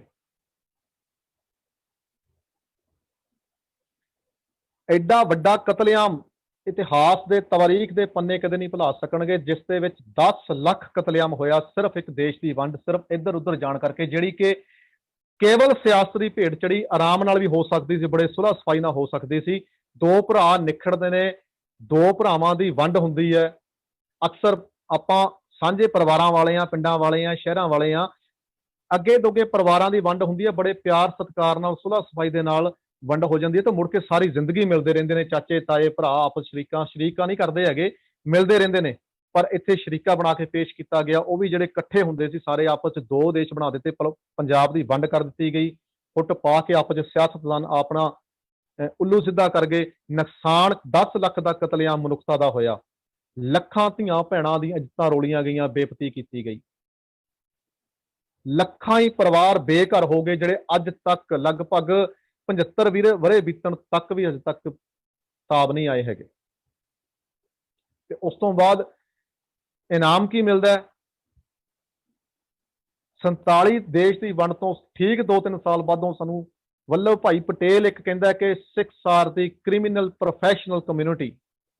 ਸਿੱਖ ਇੱਕ ਜਰਾਇਮ ਪੇਸ਼ਾ ਕੌਮ ਹੈ, ਇਹਨਾਂ ਨੂੰ ਜਿੰਨਾ ਦੂਰ ਰੱਖਿਆ ਜਾਵੇ ਉਨਾ ਠੀਕ ਹੈ। ਇਹ ਸਾਨੂੰ ਇਨਾਮ ਮਿਲਦਾ 92% ਕੁਰਬਾਨੀਆਂ ਦੇ ਕੇ, ਸੈਕਰੀਫਾਈਸ ਕਰਕੇ। ਇਹ ਸਾਡੇ ਗਲਾਂ ਦੇ ਵਿੱਚ ਹਾਰ ਪਾਏ ਜਾਂਦੇ ਨੇ ਜਰਾਇਮ ਪੇਸ਼ਾ ਦੇ ਸਾਨੂੰ, ਕਿਉਂਕਿ ਭਾਵੇਂ ਗੁਰੂ ਗੋਬਿੰਦ ਸਿੰਘ ਸੱਚੇ ਪਾਤਸ਼ਾਹ ਫਲਸਫਾ ਦੇ ਕੇ ਗਏ ਸੀ ਕਿ ਚੁੰਕਰ ਅਜ਼ ਹਮਾ ਹੀਲ ਤੇ ਦਰਗੁਜ਼ਸ਼ ਹਲਾਲ ਅਸਤ ਬੁਰਦਨ ਬਾ ਸ਼ਮਸ਼ੀਰੇ ਦਸਤ। ਇਹ ਕਲਮ ਤੇ ਕਿਰਪਾਨ ਦਾ ਫਲਸਫਾ ਹੈ। ਕਲਮ ਨਾਲ ਅਸੀਂ ਜੰਗ ਲੜਨੀ ਹੈ, ਕਲਮ ਦੇ ਨਾਲ ਅਸੀਂ ਜੰਗ ਦੇ ਮੈਦਾਨੇ ਜੰਗ ਦੇ ਵਿੱਚ ਜਿੱਤ ਪ੍ਰਾਪਤ ਕਰਨੀ ਹੈ। ਅੱਜ ਕਲਮ ਦਾ ਦੌਰ, ਅੱਜ ਅਸੀਂ ਕਲਮ ਤੇ ਕਿਰਪਾਨ ਅਸੀਂ ਕੋਲ ਰੱਖਣੀ ਹੈ, ਕਸ ਕਿਸ ਵਾਸਤੇ? ਇਸ ਕਲਮ ਦੀ ਰੱਖਿਆ ਵਾਸਤੇ। ਜੰਗ ਅਸੀਂ ਕਲਮ ਨਾਲ ਲੜਨੀ ਹੈ ਤੇ ਕਿਰਪਾਨ ਅਸੀਂ ਇਸ ਕਲਮ ਦੀ ਰੱਖਿਆ ਵਾਸਤੇ ਆਪਣੇ ਕੋਲ ਰੱਖਦੇ ਹਾਂ। ਇਹ ਸਾਡਾ ਸਿਧਾਂਤ ਹੈ। ਮੈਂ ਤਾਂ ਸਿਜਦਾ ਕਰਦਾ ਉਹਨਾਂ ਮਹਾਨ ਰੂਹਾਂ ਜਿਨ੍ਹਾਂ ਨੇ ਬਨਾਰਸ ਦੇ ਵਿੱਚ ਰਹਿ ਕੇ, ਭਗਤ ਕਬੀਰ ਜੀ ਤੇ ਭਗਤ ਰਵਿਦਾਸ ਜੀ, ਜਿਨ੍ਹਾਂ ਨੇ ਐਸਾ ਇੱਕ ਐਗਜ਼ਾਮਪਲ ਸੈੱਟ ਕੀਤੀ, ਐਸੇ ਪੂਰਨੇ ਪਾਏ। ਕਿਉਂਕਿ ਬਨਾਰਸ, ਜਿਹਨੂੰ ਵਾਰਾਣਸੀ ਵੀ ਆਖਿਆ ਜਾਂਦਾ ਸੀ, ਉਸ ਸਮੇਂ ਕੀ ਅੱਜ ਦੇ ਹਾਲਾਤਾਂ ਅੱਜ ਵੀ ਬ੍ਰਹਮਨਸਟਿਕ ਸਕੂਲ ਆਫ ਥਾਟ ਸੀ, ਬ੍ਰਾਹਮਣਵਾਦ ਦਾ, ਜਿੱਥੇ ਸੰਸਕ੍ਰਿਤ ਦੀ ਪੜ੍ਹਾਈ ਕਰਵਾਈ ਜਾਂਦੀ ਸੀ, ਉਪਨਿਸ਼ਦਾਂ ਦੀ, ਸਮ੍ਰਿਤੀਆਂ ਦੀ, ਵੇਦਾਂ ਦੀ ਪੜ੍ਹਾਈ ਕਰਵਾਈ ਜਾਂਦੀ ਸੀ। ਉਸ ਸਮੇਂ ਵੀ ਬ੍ਰਹਮਨਿਸਟਿਕ ਸਕੂਲ ਆਫ ਥਾਟ ਸੀ ਬਨਾਰਸ, ਜਿੱਥੇ ਕਿ ਬ੍ਰਾਹਮਣਵਾਦ, ਪੁਜਾਰੀਵਾਦ ਦਾ ਬਹੁਤ ਵੱਡਾ ਬੋਲਬਾਲਾ ਸੀ। ਉਸ ਧਰਤੀ ਤੇ ਰਹਿ ਕੇ ਭਗਤ ਰਵਿਦਾਸ ਜੀ, ਭਗਤ ਕਬੀਰ ਜੀ ਨੇ ਐਸੇ ਰੈਵੋਲੂਸ਼ਨਰੀ ਕਾਰਨਾਮੇ ਕੀਤੇ, ਐਸੀ ਇਨਕਲਾਬੀ ਬਾਣੀ ਰਚੀ, ਜਿਸ ਬਾਣੀ ਨੂੰ ਅੱਜ ਅਸੀਂ ਧੰਨ ਸ੍ਰੀ ਗੁਰੂ ਗ੍ਰੰਥ ਸਾਹਿਬ ਜੀ ਦੇ ਵਿੱਚ ਗੁਰੂ ਸਮਝ ਕੇ ਮੱਥਾ ਟੇਕਿਆ, ਗੁਰੂ ਜਾਣ ਕੇ ਨਤਮਸਤਕ ਹੁੰਦੇ ਆ ਸ਼ਬਦ ਗੁਰੂ ਨੂੰ। ਬਨਾਰਸ ਦੇ ਵਿੱਚ ਏਡੀਆਂ ਇਨਕਲਾਬੀ ਗੱਲਾਂ ਕਰਨੀਆਂ ਸਿਖਾਲੀਆਂ ਨਹੀਂ ਸੀ। ਬਿਨਾਂ ਹਥਿਆਰ ਤੋਂ, ਬਿਨਾਂ ਤਲਵਾਰ ਤੋਂ ਕਲਮ ਨਾਲ ਲੜਾਈ ਲੜੀ, ਕਲਮ ਦੇ ਨਾਲ ਉੱਥੇ ਬਨਾਰਸ ਦੇ ਵਿੱਚ ਐਸੇ ਕਮਾਲ ਦਾ ਸਾਨੂੰ ਸੇਧ ਦੇ ਕੇ ਗਏ ਨੇ। ਸਮਾਂ ਚਾਲ ਚੱਲਦਾ 1984 ਦੇ ਵਿੱਚ ਜਿੰਨਾ ਮਨੁੱਖੀ ਹੱਕਾਂ ਦਾ ਘਾਣ ਹੋਇਆ ਹੈ, ਜਿਹਨੂੰ ਨਾ ਲਿਖਿਆ ਜਾ ਸਕਦਾ, ਨਾ ਬਿਆਨ ਕੀਤਾ ਜਾ ਸਕਦਾ, ਨਾ ਜ਼ੁਬਾਨ ਸਾਥ ਦਿੰਦੀ ਹੈ, ਨਾ ਅੱਖਾਂ ਸਾਥ ਦਿੰਦੀਆਂ ਨੇ। 1984 ਦਾ ਨਵੰਬਰ 1984, ਜਿਸ ਨੂੰ ਕਿ ਅਸੀਂ ਅਕਸਰ ਹੁਕੂਮਤਾਂ ਜਾਂ ਸਰਕਾਰਾਂ ਦੰਗੇ ਕਹਿ ਦਿੰਦੀਆਂ। ਦੰਗੇ ਨਹੀਂ, ਦੰਗੇ ਹੁੰਦੇ ਨੇ ਜਿੱਥੇ ਦੋਨੋਂ ਧਿਰਾਂ ਦੇ ਹੱਥ ਦੇ ਵਿੱਚ ਡਾਂਗਾਂ, ਕਿਰਪਾਨੇ, ਕੰਡਾਸੇ, ਟਕੂਏ, ਰਿਵਾਲਵਰ, ਹਥਿਆਰਾਂ ਹੁਣ ਉੱਥੇ ਦੰਗੇ ਹੁੰਦੇ ਨੇ। ਇਹ ਦੰਗੇ ਨਹੀਂ। ਇੱਕ ਧਿਰ ਨੇ ਹੱਥੀ ਹੈ, ਦੂਜੀ ਧਿਰ ਉਹਦੇ ਘਰ ਤੇ ਜਾ ਕੇ ਸਾਰੇ ਘਰ ਦੇ ਵਿੱਚ ਅੱਗ ਲਾ ਦਿੱਤੀ ਜਾਂਦੀ ਹੈ, ਟਾਇਰ ਪਾ ਕੇ ਗਲਾਂ ਦੇ ਵਿੱਚ ਅੱਗ ਲਾ ਕੇ ਫੂਕਿਆ ਜਾਂਦਾ ਹੈ, ਗੋਲੀਆਂ ਨਾਲ, ਗਨ ਪਾਊਡਰ ਨਾਲ ਤੁਹਾਨੂੰ ਮਲੀਆ ਮੇਟ ਕੀਤਾ ਜਾਂਦਾ ਹੈ। ਨਿਹੱਥੀ ਧਿਰ ਦੇ ਵਿੱਚ ਪ੍ਰੀ ਪਲਾਨਡ ਤਰੀਕੇ ਦੇ ਨਾਲ ਸਰਕਾਰੀ ਸ਼ਹਿ ਦੇ ਉੱਪਰ ਤੁਹਾਡੇ ਉੱਪਰ ਕਤਲੇਆਮ ਕੀਤਾ ਜਾਂਦਾ ਹੈ। ਜੈਨੋਸਾਈਡ ਸੀ, ਨਾ ਕਿ ਦੰਗੇ, ਨਰਸੰਹਾਰ ਸੀ ਇਹ। ਉਸ ਦਿੱਲੀ ਦੇ ਵਿੱਚ, ਉਸ ਕੈਪੀਟਲ ਦੇ ਵਿੱਚ ਐਡਾ ਵੱਡਾ ਵਹਿਸ਼ੀਆਨਾ ਕਤਲੇਆਮ ਹੁੰਦਾ ਹੈ, ਜਿਸ ਦੇ ਵਿੱਚ ਦੇਸ਼ ਦਾ ਪ੍ਰਧਾਨ ਮੰਤਰੀ ਦੀ ਰਿਹਾਇਸ਼ ਹੈ, ਜੋ ਦੇਸ਼ ਦੀ ਰਾਜਧਾਨੀ ਹੈ, ਜਿਸ ਦੇ ਵਿੱਚ ਦੇਸ਼ ਦੇ ਰਾਸ਼ਟਰਪਤੀ ਦੀ ਰਿਹਾਇਸ਼ ਹੈ, ਪ੍ਰੈਜ਼ੀਡੈਂਟ ਦੀ, ਜਿਸ ਵਿੱਚ ਨੈਸ਼ਨਲ ਹਿਊਮਨ ਰਾਈਟਸ ਕਮਿਸ਼ਨ ਬੈਠਾ ਹੈ, ਚੇਅਰਮੈਨ ਉਹਦਾ ਮੈਂਬਰਸ ਬੈਠੇ ਨੇ ਸੂਓ ਮੋਟੋ ਐਕਸ਼ਨ ਲੈਣ ਵਾਸਤੇ, ਪਰ ਕਿਸੇ ਨੇ ਨਹੀਂ ਲਿਆ। ਜਿਸ ਦੇ ਵਿੱਚ ਦੇਸ਼ ਦੀ ਸਰਵੋੱਚ ਅਦਾਲਤ ਸੁਪਰੀਮ ਕੋਰਟ ਬੈਠੀ ਹੈ, ਚੀਫ ਜਸਟਿਸ ਆਫ ਇੰਡੀਆ ਤੇ ਹੋਰ ਜਸਟਿਸ ਬੈਠੇ ਨੇ, ਕਿਸੇ ਨੇ ਸੂਓ ਮੋਟੋ ਐਕਸ਼ਨ ਨਹੀਂ ਲਿਆ। ਸਰਕਾਰੀ ਸ਼ਹਿ ਦੇ ਨਾਲ ਮਨੁੱਖੀ ਹੱਕਾਂ ਦਾ ਦਿਨ ਦਿਹਾੜੇ ਦਰਿੰਦਗੀ ਦੇ ਨਾਲ ਘਾਣ ਕੀਤਾ ਗਿਆ। 3 ਦਿਨ ਜਾਣ ਬੁੱਝ ਕੇ ਇੱਕ ਕੌਮ ਨੂੰ ਟਾਰਗੇਟ ਕਰਕੇ। ਉਸ ਤੋਂ ਬਾਅਦ ਦੌਰ ਚੱਲਿਆ ਝੂਠੇ ਪੁਲਿਸ ਮੁਕਾਬਲਿਆਂ ਦਾ, ਦੌਰ ਚੱਲਿਆ ਮਨੁੱਖੀ ਹੱਕਾਂ ਦਾ ਕਤਲੇਆਮ ਪੰਜਾਬ ਦੇ ਵਿੱਚ ਦਿਨ ਦਿਹਾੜੇ, ਕਾਲੀਆਂ ਰਾਤਾਂ ਦੇ ਵਿੱਚ ਨੰਗਾ ਚਿੱਟਾ ਕਤਲੇਆਮ ਹੋਇਆ, ਜੋ ਨੰਗਾ ਚਿੱਟਾ ਨਾਸ਼ ਹੋਇਆ ਵਹਿਸ਼ੀਆਨੇ ਦਾ, ਵਹਿਸ਼ੀਆਨਾ ਨਾਚ। ਇਹ ਸਾਰੇ ਸਾਡੇ ਹਨ, ਅਸੀਂ ਜਾਂ ਸਾਡੇ ਤੋਂ ਵੱਡੀ ਪੀੜ੍ਹੀ ਨੇ ਅੱਖੀਂ ਵੇਖਿਆ। ਫੇਕ ਐਨਕਾਊਂਟਰ ਕਿੰਨਾਂ ਕੋਲੋਂ ਕਰਵਾਇਆ? ਕਰਵਾਉਣ ਵਾਲੇ ਵੀ ਸਾਡੇ ਸੀ ਤੇ ਕਰਨ ਵਾਲੇ ਵੀ ਸਾਡੇ ਸੀ, ਜਿਨ੍ਹਾਂ ਕੋਲੋਂ ਕਰਵਾਇਆ। ਇੱਕ ਉਦੋਂ ਇੱਕ ਆਸ ਦੀ ਕਿਰਨ, ਇੱਕ ਟਿੱਕੀ ਰਾਤ ਦੇ ਵਿੱਚ ਇੱਕ ਦੀਵੇ ਵਾਂਗੂ ਚਾਨਣ ਮਨਾਰਾ ਹੋ ਕੇ ਇੱਕ ਸਾਹਮਣੇ ਆਇਆ ਸੀ। ਇੱਕ ਨਾਂ ਤੁਸੀਂ ਸਾਰੇ ਜਾਣਦੇ ਹੋ, ਸ਼ਹੀਦ ਭਾਈ ਜਸਵੰਤ ਸਿੰਘ ਖਾਲੜਾ, ਮਨੁੱਖੀ ਅਧਿਕਾਰਾਂ ਦਾ ਮਸੀਹਾ, human rights activist, social activist, ਜਿਹਨੇ ਜੇ ਆਪਾਂ ਕਹਿ ਦਈਏ ਕਿ ਮਨੁੱਖੀ ਅਧਿਕਾਰਾਂ ਦੀ ਅੱਜ ਦੇ ਦੌਰ ਦੇ ਵਿੱਚ ਸਭ ਤੋਂ ਵੱਡੀ ਜਿਹਨੇ ਗੱਲ ਕੀਤੀ ਤਾਂ ਸ਼ਹੀਦ ਭਾਈ ਜਸਵੰਤ ਸਿੰਘ ਖਾਲੜਾ, ਜਿਹਨੇ ਸ਼ਮਸ਼ਾਨ ਘਾਟਾਂ ਦੇ ਵਿੱਚ ਜਾ ਕੇ, ਸਿੰਘਾਂ ਦੇ ਘਰਾਂ ਦੇ ਵਿੱਚ ਜਾ ਕੇ, ਘਰ ਘਰ ਦੇ ਵਿੱਚ ਜਾ ਕੇ ਕਾਨੂੰਨੀ ਤਰੀਕੇ ਨਾਲ, ਲੀਗਲੀ ਵੇ ਦੇ ਨਾਲ ਇਨਸਾਫ ਲੈਣਾ ਚਾਹਿਆ ਕਿ ਕਿਸ ਤਰੀਕੇ ਨਾਲ ਅਸੀਂ ਮਨੁੱਖੀ ਅਧਿਕਾਰਾਂ ਦਾ ਜੋ ਘਾਣ ਕੀਤਾ ਗਿਆ, ਇਹਦਾ ਹਨਨ ਹੋਇਆ, ਕਤਲੇਆਮ ਹੋਇਆ, ਉਹਨਾਂ ਨੂੰ ਇਨਸਾਫ ਮਿਲ ਸਕੇ। ਜੋ ਕਿ ਫੇਕ ਐਨਕਾਊਂਟਰ ਹੋਏ ਨੇ, ਝੂਠੇ ਪੁਲਿਸ ਮੁਕਾਬਲੇ, ਜਵਾਨ ਪੁੱਤਾਂ ਦੀਆਂ ਲਾਸ਼ਾਂ ਘਰਾਂ ਤੱਕ ਨਹੀਂ ਮਿਲੀਆਂ ਪਹੁੰਚੀਆਂ ਹੈਗੀਆਂ, ਉਹਨਾਂ ਦੇ ਘਰਾਂ ਤੱਕ ਬੁੱਢੀਆਂ ਮਾਵਾਂ ਵਿਚਾਰੀਆਂ ਵਿਲਕਦੀਆਂ ਹੋਈਆਂ ਇਸ ਜਹਾਨ ਤੋਂ ਰੁਖਸਤ ਹੋ ਗਈਆਂ, ਬੁੱਢੇ ਬਾਪੂ, ਉਹਨਾਂ ਦੇ ਸਾਥੀ, ਉਹਨਾਂ ਦੇ ਭਰਾ ਭੈਣ ਤੜਫ ਤੜਫ ਕੇ ਆਪਣੇ ਪੁੱਤਰਾਂ ਦੀਆਂ ਲਾਸ਼ਾਂ ਲੈਣ ਤੋਂ ਦੇਖਦੇ ਦੇਖਦੇ ਇਸ ਦੁਨੀਆ ਤੋਂ ਰੁਖਸਤ ਹੋ ਗਏ। ਅੱਖਾਂ ਦੀਆਂ ਉਹਨਾਂ ਦੀ ਜੋਤ ਚਲੇ ਗਈ। ਸ਼ਹੀਦ ਜਸਵੰਤ ਸਿੰਘ ਖਾਲੜਾ ਨੇ ਉਹਨਾਂ ਵਾਸਤੇ ਕਾਨੂੰਨੀ ਤਰੀਕੇ ਨਾਲ ਕੰਮ ਕਰਨਾ ਚਾਹਿਆ, ਪਰ ਵਕਤ ਦੀ ਸਿਤਮ ਜ਼ਰੀਫੀ ਦੇਖੋ, ਹਾਲਾਤ ਨੇ ਕੀ ਕੀਤਾ ਕਿ ਉਸ ਜੋ ਲਾਸ਼ਾਂ ਦੀ ਗਿਣਤੀ ਕਰਕੇ ਖੁਦ ਇੱਕ ਲਾਸ਼ ਬਣਾ ਦਿੱਤਾ ਗਿਆ।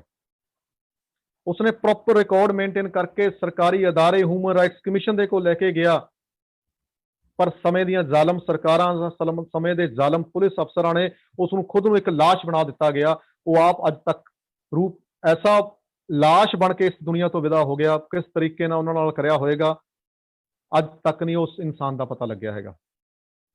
ਮਨੁੱਖੀ ਹੱਕਾਂ ਦੇ ਇਹ ਦਿਨ ਦਿਹਾੜੇ ਘਾਣ ਦੀ ਗਾਥਾ ਹੈ ਅੱਜ ਤੱਕ ਵੀ, ਕਿਉਂਕਿ ਹਕੂਮਤ ਜਿਹੜਾ ਜ਼ਾਲਮ ਹੁੰਦਾ, ਜ਼ਾਬਰ ਹੁੰਦਾ, ਉਹ ਮਨੁੱਖੀ ਹੱਕਾਂ ਨੂੰ ਕੁਚਲਦਾ ਹੁੰਦਾ ਤੇ ਜਿਹੜੇ ਹਿਊਮਨ ਰਾਈਟਸ ਐਕਟਿਵਿਸਟ ਹੁੰਦੇ ਨੇ ਜਾਂ ਜਿਨ੍ਹਾਂ ਉੱਪਰ ਜ਼ੁਲਮ ਹੁੰਦਾ ਹੈ, ਉਹਨਾਂ ਦਾ ਇਖਲਾਕੀ ਫਰਜ਼ ਬਣਦਾ ਹੈ, ਜਿਵੇਂ ਕਿ ਪਹਿਲਾਂ ਗੱਲ ਕੀਤੀ ਹੈ ਕਿ ਜੇ ਜੀਵੈ ਪਤ ਲੱਥੀ ਜਾਏ, ਸਭ ਹਰਾਮ ਜੇ ਤਾਂ ਕਿਛ ਖਾਏ। ਤੁਸੀਂ ਆਵਾਜ਼ ਬੁਲੰਦ ਕਰੋ। ਆਵਾਜ਼ ਅਸੀਂ ਬੁਲੰਦ ਕਰਨੀ ਹੁੰਦੀ ਹੈ। ਅਸੀਂ ਟਿੱਕੀ ਹੋਈ ਰਾਤ ਦੇ ਹਨੇਰੇ ਦੇ ਵਿੱਚ ਵੀ ਉਸ ਜੁਗਨੂ ਵਾਂਗੂ ਟਿਮਟ ਪਾਉਂਦੇ ਰਹਿਣਾ, ਇਹ ਸਿੱਖ ਦੀ ਬਿਰਤੀ ਹੈ। ਸਿੱਖ ਨੂੰ ਗੁਰੂ ਸਾਹਿਬ ਦੇ ਕੇ ਗਏ ਨੇ, ਕਿਉਂਕਿ ਜਾਗਦੇ ਰਹੇ ਤਾਂ ਤਕਦੀਰਾਂ ਬਦਲ ਜਾਣਗੀਆਂ, ਸੁੱਤੇ ਰਹੇ ਤਾਂ ਕਾਫਲੇ ਲੁੱਟੇ ਜਾਣਗੇ। ਹਿੰਮਤ ਨਾ ਹਾਰੋ, ਬਸ ਲੜਦੇ ਰਹੋ, ਇੱਕ ਦਿਨ ਦੁਸ਼ਮਣ ਹਥਿਆਰ ਸੁੱਟ ਜਾਣਗੇ। ਘਰਾਂ 'ਚ ਵੜ ਕੇ ਕਦੋਂ ਤੱਕ ਸਹਿਕਦੇ ਰਹੋਗੇ, ਅਗਲੇ ਘਰਾਂ 'ਚ ਆ ਕੇ ਵੀ ਕੁੱਟ ਜਾਣਗੇ। ਸਾਹਾਂ ਦੀ ਤੰਦ ਦਾ ਬਹੁਤਾ ਨਾ ਕਰ ਫਿਕਰ, ਇਹ ਜਦ ਟੁੱਟਣ ਤੇ ਆਏ ਉਂਝ ਹੀ ਟੁੱਟ ਜਾਣਗੇ। ਸੋ ਆਵਾਜ਼ ਬੁਲੰਦ ਕਰਨੀ ਜ਼ਰੂਰ, ਮਨੁੱਖੀ ਹੱਕਾਂ ਦਾ ਘਾਣ ਜ਼ਰੂਰ ਹੁੰਦਾ, ਪਰ ਉਹਦੇ ਖਿਲਾਫ ਆਵਾਜ਼ ਬੁਲੰਦ ਕਰਨੀ ਇਹ ਸਾਡਾ ਸਾਰਿਆਂ ਦਾ ਫਰਜ਼ ਹੈ। ਹੁਣ ਦੇ ਹਾਲਾਤਾਂ ਦੀ ਜੇ ਸੱਜਰੀ ਗੱਲ ਕਰੀਏ ਤਾਂ ਧਾਰਾ 370 ਲਾ ਕੇ ਕੀ ਗੱਲ ਕੀਤੀ ਗਈ ਹੈ ਜੀ, ਮਨੁੱਖੀ ਹੱਕਾਂ ਦਾ ਸ਼ਰੇਆਮ ਕਤਲ ਕੀਤਾ ਗਿਆ ਕਸ਼ਮੀਰੀਆਂ ਦਾ। ਕਿਉਂਕਿ ਸਿੱਖ ਨੇ ਕੇਵਲ ਇਹ ਨਹੀਂ ਦੇਖਣਾ ਕਿ ਸਿੱਖਾਂ ਦਾ ਹੋ ਰਿਹਾ, ਭਾਵੇਂ ਕਿਸੇ ਦਾ ਵੀ ਹੋ ਰਿਹਾ ਹੋਵੇ, ਬਹੁ ਗਿਣਤੀ ਵੱਲੋਂ ਘੱਟ ਗਿਣਤੀ ਤੇ ਹੋ ਰਿਹਾ ਹੋਵੇ, ਕਿਸੇ ਧਰਮ ਤੇ, ਕਿਸੇ ਜਾਤ ਤੇ, ਕਿਸੇ ਮਜ਼ਹਬ ਤੇ ਹੋ ਰਿਹਾ ਹੋਵੇ, ਅਸੀਂ ਉੱਥੇ ਆਪਣੀ ਆਵਾਜ਼ ਬੁਲੰਦ ਕਰਨੀ ਹੈ। ਕਸ਼ਮੀਰ ਦੇ ਵਿੱਚ ਮੁਸਲਿਮ ਭਰਾਵਾਂ ਦੇ ਉੱਪਰ ਧਾਰਾ 370 ਲਾ ਕੇ ਉਹਨਾਂ ਨੂੰ ਘਰਾਂ ਦੇ ਵਿੱਚ ਕੈਦ ਕੀਤਾ ਗਿਆ। ਲਗਭਗ 1 ਸਾਲ ਹੋ ਗਿਆ ਘਰਾਂ ਦੇ ਵਿੱਚ ਕੈਦ ਨੇ। ਉਹਨਾਂ ਦੇ ਵਿੱਚ ਜਿਹੜੇ ਮਨੁੱਖੀ ਹੱਕ ਨੇ ਉਹਨਾਂ ਦਾ ਸ਼ਰੇਆਮ ਕਤਲ ਹੋ ਰਿਹਾ। ਉਸ ਦੇ ਹੱਕ ਦੇ ਵਿੱਚ ਸ਼ਹੀਨ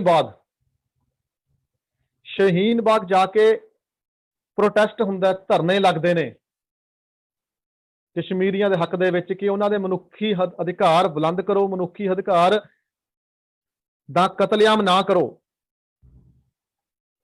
ਉੱਥੇ ਜਾ ਕੇ ਸ਼ਹੀਨ ਬਾਗ ਵੀ ਫਿਰ ਕਤਲੇਆਮ ਕੀਤਾ ਜਾਂਦਾ ਹੈ। ਅੱਜ ਮੁੜ ਕੇ ਮਨੁੱਖੀ ਹੱਕਾਂ ਨੂੰ ਕੁਚਲ ਕੇ ਜੋ ਭੈੜੇ ਕਾਲੇ ਕਾਨੂੰਨ ਸਾਨੂੰ ਦਿੱਤੇ ਗਏ ਨੇ, ਕਦੇ ਟਾਡਾ ਲਾ ਦਿੱਤਾ ਜਾਂਦਾ ਹੈ, ਕਦੇ UAPA ਲਗਾ ਦਿੱਤਾ ਜਾਂਦਾ ਹੈ, ਕਦੀ NSA ਲਗਾ ਦਿੱਤਾ ਜਾਂਦਾ ਹੈ। ਐਦਾਂ ਦੇ ਜੋ ਬੜੇ ਕਾਲੇ ਕਾਨੂੰਨ ਸਾਡੇ ਉੱਪਰ ਸੁੱਟ ਦਿੱਤੇ ਜਾਂਦੇ ਨੇ। ਰਾਮ ਮੰਦਿਰ ਦਾ ਮਸਲਾ ਹੁੰਦਾ ਹੈ, ਬਾਬਰੀ ਮਸਜਿਦ ਦਾ ਮਸਲਾ ਹੁੰਦਾ ਹੈ, ਗੋਧਰਾ ਕਾਂਡ ਹੁੰਦਾ ਹੈ 2002 ਦੇ ਵਿੱਚ ਗੁਜਰਾਤ ਦੇ ਵਿੱਚ ਵਾਪਰਦਾ, ਤਾਂ ਪੂਰੀ ਦੀ ਪੂਰੀ ਟ੍ਰੇਨ ਅੱਗ ਲਾ ਕੇ ਸਾਰੇ ਮੁਸਲਮਾਨਾਂ ਨੂੰ ਕਰਿਆ ਜਾਂਦਾ ਹੈ। ਕਿਉਂ ਇੱਕ ਘੱਟ ਗਿਣਤੀਆਂ ਨੂੰ ਟਾਰਗੇਟ ਕੀਤਾ ਜਾਂਦਾ ਹੈ? ਮਨੁੱਖੀ ਹੱਕਾਂ ਦਾ ਬਾਰ-ਬਾਰ ਕਿਉਂ ਕਤਲੇਆਮ ਕੀਤਾ ਜਾਂਦਾ ਹੈ? ਜਦੋਂ ਦਿੱਲੀ ਦੇ ਵਿੱਚ ਕਤਲੇਆਮ ਹੁੰਦਾ ਹੈ, ਕੇਵਲ ਇੱਕ ਆਮ ਮਨੁੱਖ ਦੀ ਗੱਲ ਨਹੀਂ, ਉੱਥੇ ਹਾਈ ਕੋਰਟ ਦਾ ਇੱਕ ਜਸਟਿਸ ਮੁਰਲੀਧਰ ਜਦੋਂ ਮਨੁੱਖੀ ਹੱਕਾਂ ਦੇ ਵਿੱਚ ਆਵਾਜ਼ ਬੁਲੰਦ ਕਰਦਾ ਹੈ, ਆਪਣੀ ਆਵਾਜ਼ ਨੂੰ ਉੱਚਾ ਚੁੱਕਦਾ ਕਿ ਜੋ ਹੋ ਰਿਹਾ ਗਲਤ ਹੋ ਰਿਹਾ, ਸੂਓ ਮੋਟੋ ਐਕਸ਼ਨ ਲੈਣਾ ਚਾਹੀਦਾ ਇਹਦੇ ਖਿਲਾਫ, ਤਾਂ ਰਾਤੋਂ ਰਾਤ ਉਸ ਜਸਟਿਸ ਮੁਰਲੀਧਰ ਦੀ ਬਦਲੀ ਕਰ ਦਿੱਤੀ ਜਾਂਦੀ ਹੈ। ਉਹਨੂੰ Punjab and Haryana high court ਦੇ ਵਿੱਚ ਟ੍ਰਾਂਸਫਰ ਕਰ ਦਿੱਤਾ ਜਾਂਦਾ, ਉਸ ਦੀ ਬਦਲੀ ਕਰਕੇ। ਇਹ ਉਸ ਨੂੰ ਨਾਮ ਦਿੱਤਾ ਜਾਂਦਾ ਜਸਟਿਸ ਮੁਰਲੀਧਰ ਨੂੰ। ਬਹੁਤ ਸਾਰੇ ਰਾਈਟਰਸ, ਬਹੁਤ ਸਾਰੇ ਬੁੱਧੀਜੀਵੀ, ਬਹੁਤ ਸਾਰੇ ਵਿਦਵਾਨ ਮਨੁੱਖੀ ਹੱਕਾਂ ਦੀ ਗੱਲ ਕਰਦੇ ਹੋਏ ਅੰਦਰ ਤੋਂ ਤਾੜ ਦਿੱਤੇ ਜਾਂਦੇ ਨੇ, ਕਿਉਂਕਿ ਹੱਲ ਇਸ ਗੱਲ ਤੇ ਖੜਦਾ ਹੈ ਕਿ ਅਸੀਂ ਕਿਸ ਤਰ੍ਹਾਂ ਬੈਠਣਾ ਹੈ, ਹਾਕਮ ਦੀਆਂ ਜੜ੍ਹਾਂ 'ਚ ਬੈਠਣਾ ਹੈ ਜਾਂ ਘਰਾਂ 'ਚ ਬੈਠਣਾ, ਇਹ ਸਾਨੂੰ ਦੱਸਿਆ ਗਿਆ ਹੈ।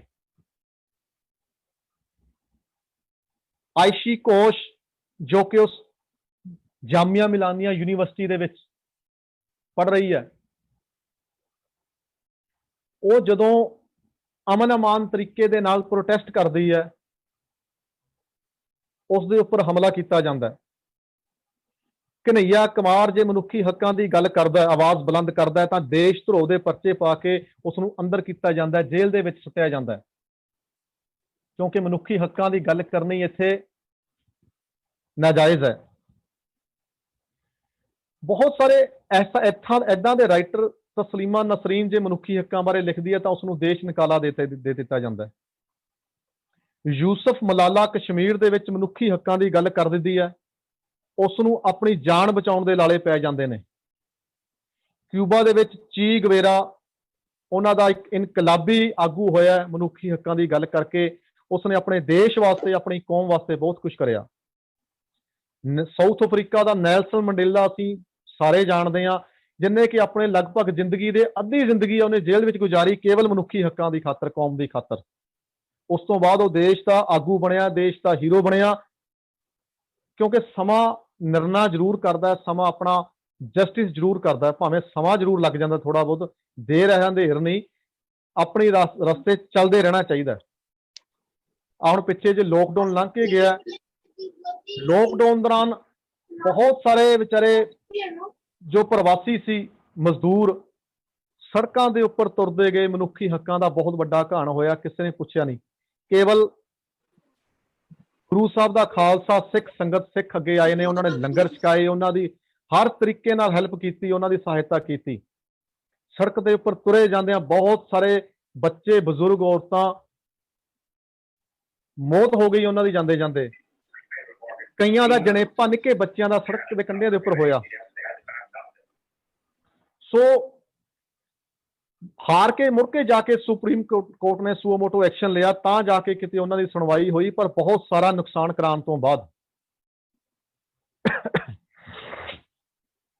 ਮਨੁੱਖੀ ਹੱਕਾਂ ਦੇ ਲਈ ਅਲੰਬਰਦਾਰ ਹੋਣਾ ਕੇਵਲ ਸਿੱਖ ਨੂੰ ਹੀ ਨਹੀਂ ਸਿਖਾਇਆ, ਇਹ ਹਰ ਮਨੁੱਖਤਾਵਾਦੀ, ਹਰ ਇਨਸਾਨ ਦਾ ਕੰਮ ਹੈ। ਪ੍ਰੋਫੈਸਰ GN ਸਾਈ ਬਾਬਾ ਹੋਏ ਨੇ ਇੱਕ ਬੁੱਧੀਜੀਵੀ, ਬਹੁਤ ਵੱਡੇ ਫਿਲਾਸਫਰ, ਉਹ ਅੱਜ ਤੱਕ ਮਹਾਰਾਸ਼ਟਰ ਦੀ ਜੇਲ੍ਹ ਦੇ ਵਿੱਚ ਕੈਦ ਕਰੇ ਗਏ ਨੇ, ਕਿਉਂਕਿ ਉਹਨਾਂ ਨੇ ਮਨੁੱਖੀ ਹੱਕਾਂ ਦੀ ਗੱਲ ਕੀਤੀ ਸੀ। ਕਈ ਸਾਲਾਂ ਤੋਂ ਮਹਾਰਾਸ਼ਟਰ ਦੀ ਜੇਲ੍ਹ ਦੇ ਵਿੱਚ ਕੈਦ ਨੇ ਪ੍ਰੋਫੈਸਰ GN ਸਾਈ ਬਾਬਾ। ਉਹਨਾਂ ਦੇ ਹੱਕ ਦੇ ਵਿੱਚ ਪਿਛਲੇ ਦਿਨੀ 123 ਵੱਖ-ਵੱਖ ਦੇਸ਼ਾਂ ਦੇ ਬੁੱਧੀਜੀਵੀ ਵਿਦਵਾਨ ਇਕੱਠੇ ਹੋ ਕੇ, ਜਿਨ੍ਹਾਂ ਦਾ ਆਪਣੇ ਫੀਲਡ ਦੇ ਵਿੱਚ ਇੱਕ ਬਹੁਤ ਵੱਡਾ ਨਾਂ ਸੀ, ਸਮਾਜ ਨੂੰ ਬਹੁਤ ਵੱਡੀ ਦੇਣ ਸੀ, ਉਹਨਾਂ ਨੇ ਸਰਕਾਰ ਕੋਲ ਅਪੀਲ ਵੀ ਕੀਤੀ ਕਿ ਤੁਸੀਂ ਪ੍ਰੋਫੈਸਰ GN ਸਾਈ ਬਾਬਾ ਨੂੰ ਗਲਤ ਤਰੀਕੇ ਨਾਲ ਤੁਸੀਂ ਇਹ ਡਿਟੇਨ ਕੀਤਾ ਹੋਇਆ ਹੈ, ਤੁਸੀਂ ਕੈਦ ਕੀਤਾ ਹੋਇਆ, ਇਹਨਾਂ ਨੂੰ ਰਿਹਾ ਕੀਤਾ ਜਾਵੇ, ਪਰ ਹਜੇ ਤੱਕ ਰਿਹਾ ਨਹੀਂ ਕੀਤਾ ਗਿਆ, ਕਿਉਂਕਿ ਮਨੁੱਖੀ ਹੱਕਾਂ ਦੀ ਖਾਤਰ ਕੀਮਤ ਚੁਕਾਉਣੀ ਪੈਂਦੀ ਹੈ।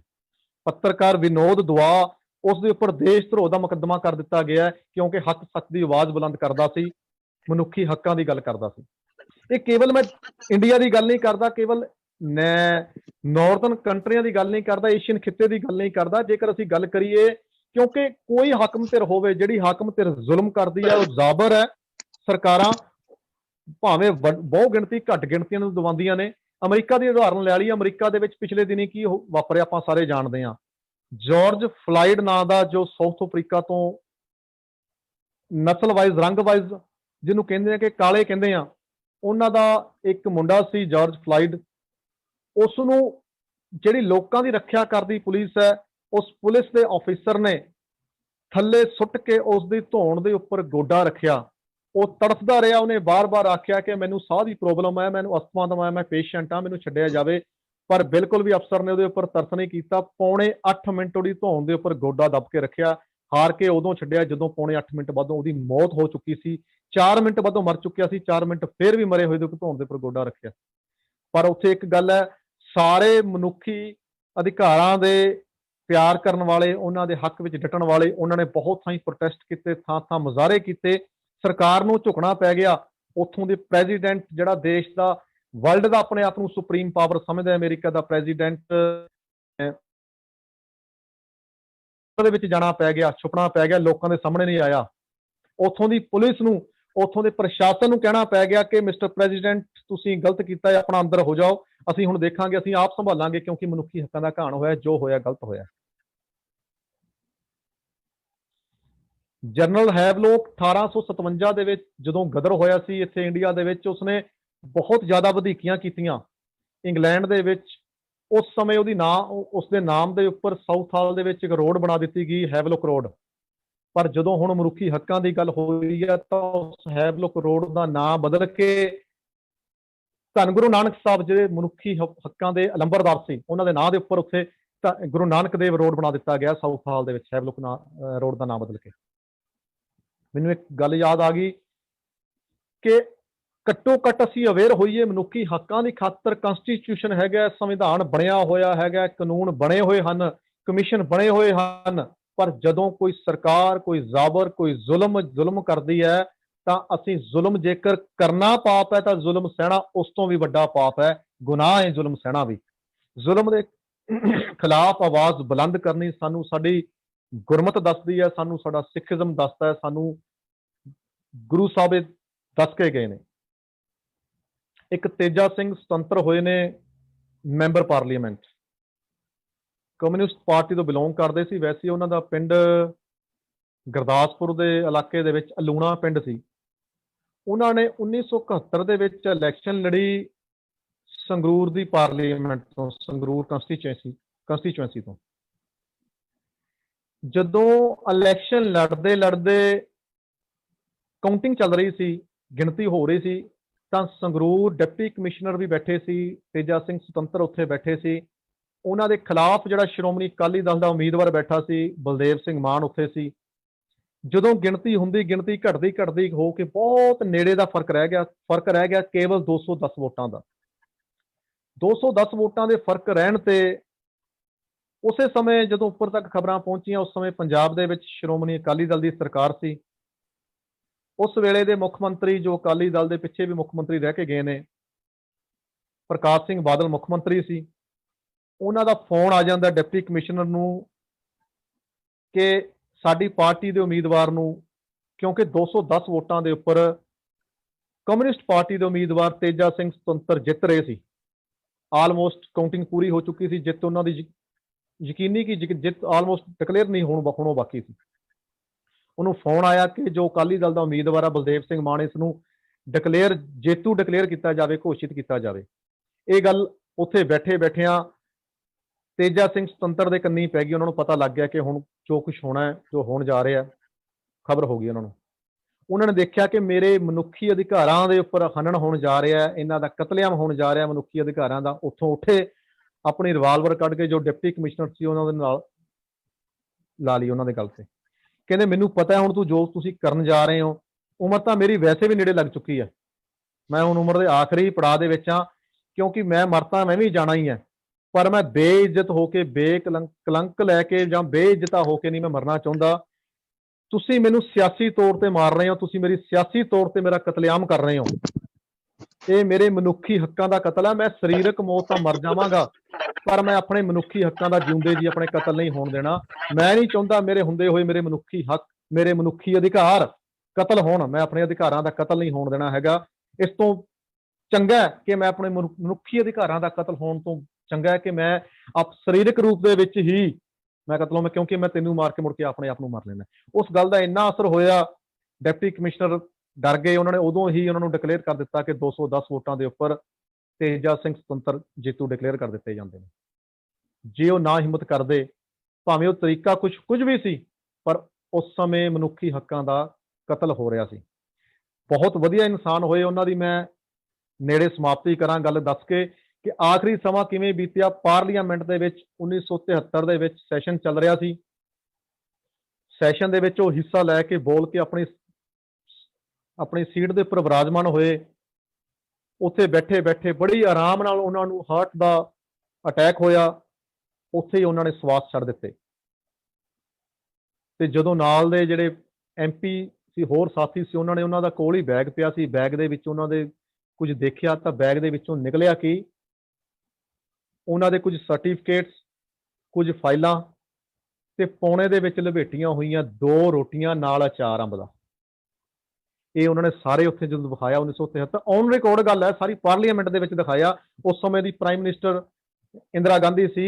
ਇੰਦਰਾ ਗਾਂਧੀ ਨੂੰ ਕਹਿਣਾ ਪਿਆ ਕਿ ਮੈਂ ਆਪਣੀ ਟੋਟਲ ਜਿਹੜੀ ਹੁਣ ਤੱਕ ਦੀ ਪੋਲੀਟੀਕਲ ਲਾਈਫ ਹੈ, ਮੈਂ ਆਪਣੀ ਪੋਲੀਟੀਕਲ ਲਾਈਫ ਦੇ ਵਿੱਚ ਇੰਨਾ ਇਮਾਨਦਾਰ, ਇੰਨਾ ਬੇਦਾਗ, ਇੰਨਾ ਸਾਦਾ, ਹੱਕ ਸੱਚ ਦੀ ਗੱਲ ਕਰਨ ਵਾਲਾ ਐਦਾਂ ਦੇ ਕਦੇ ਮੈਂ ਪੋਲੀਟੀਸ਼ੀਅਨ ਨਹੀਂ ਵੇਖੇ ਕਿ ਉਹਨਾਂ ਦੇ ਬੈਗ ਦੇ ਵਿੱਚੋਂ ਵੀ ਰੋਟੀਆਂ ਦੇ ਅੰਬ ਦਾ ਅਚਾਰ। ਗੱਲ ਇੰਨੀ ਨਹੀਂ, ਗੱਲ ਸਿਰਫ ਵੀ ਉਹਨਾਂ ਦੀ ਕਮਾਈ ਸੀ ਉਨੀ।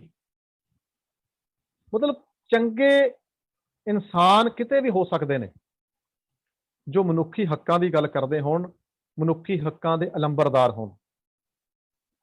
क्योंकि बात सिद्धांतों की हो तो टकराना जरूरी है, बात सिद्धांतों की हो तो टकराना जरूरी है, अगर जिंदा हो तो जिंदा नजर आना जरूरी है।